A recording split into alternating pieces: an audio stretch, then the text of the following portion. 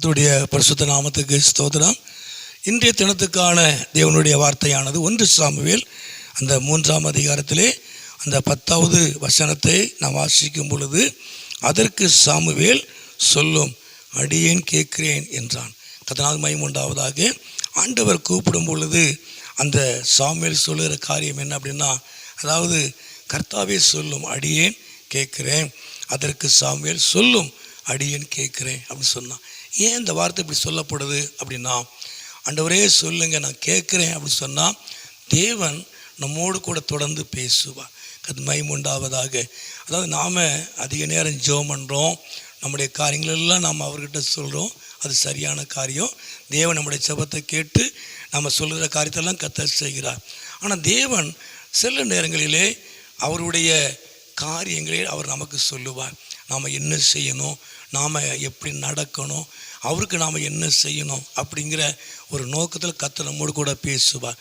பொதுவாகவே ஆண்டவருடைய சத்தம் கேட்கும் பொழுது, அதாவது ஜெபத்தில் நாம் என்ன முதல்ல கேட்கணும் அப்படின்னா, கர்த்தாவே சொல்லும் அடியேன் கேட்குறேன், நான் கேட்குறேன் ஆண்டவரே நீங்கள் சொல்லுங்கள் அப்படின்னு சொல்லியாச்சுன்னா ஆண்டவராகிய தேவன் நம்மோடு கூட பேசுவார், உங்களோடு கூட பேசுவார். நாம் பேசுகிறதை நாம் குறைச்சிட்டு அவர் பேசுவதை நாம் கவனிக்கணும். அவர் நம்மோடு கூட பேசணும் அப்படின்னா சொல்லுங்க ஆண்டவரே நான் கேட்குறேன் அப்படின்னு நாம் ஆண்டவர்கிட்ட கேட்கணும். அதைத்தான் மோசே செய்யும் பொழுதும் அந்த யாத்திராகமும் அந்த 3ஆம் அதிகாரத்தில் கூட பார்க்கும் பொழுது அந்த 4ஆம் வசனத்தில் பார்க்குறோம். கர்த்தர் மோசையை கூப்பிடும் பொழுது அவன் சொல்லும் பொழுது, இதோ அடியேன், இதோ அடியேன், உமக்கு அடிமை ஆண்டவரே சொல்லுங்கள், உமக்கு அடிமை, நீங்கள் என்ன சொன்னாலும் நான் கேட்பேன், நீங்கள் சொல்லுங்கள் ஆண்டவரே அப்படி மோசே சொல்லும் பொழுது மோசே என்ன செய்யணுமோ அதை தேவன் அவனுக்கு சொன்னார். கர்த்தருக்கு மகிமை உண்டாவதாக. அதே போல் சவுல் புதிய ஏற்பாட்டில் 9ஆம் அதிகாரத்திலே தேவரீர் என்ன செய்ய சித்தமாக இருக்கிறீர் என்று அந்த சவுலாகிய பவுல் சொன்னான் இல்லையா? அப்போது ஆண்டவரே சொல்லுங்கள் நான் கேட்குறேன், இதோ நான் அடியேன், நான் என்ன செய்யணும் என்று சொல்லி அவரிடத்தில் கேட்கும் பொழுது நாம் என்ன செய்யணும், நம்ம எப்படி செய்யணும், நம்ம எப்படி நடக்கணும், என்ன பேசணும், அவர் எதை செய்ய விரும்புகிறார் அப்படின்னு தேவனுடைய விருப்பத்தையும் தேவனுடைய திட்டத்தையும் நம்மை கொண்டு செய்வதற்கு அவர் நம்மோடு கூட பேசுவார்.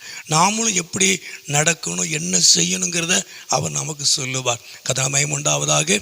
ஆகவே இந்த நாட்களிலே கர்த்தாவே சொல்லும் அடியேன் கேட்கிறேன், இதோ அடியேன், தேவரே நான் என்ன செய்ய சித்தமாக இருக்கிறேன் என்று சொல்லி பாருங்க.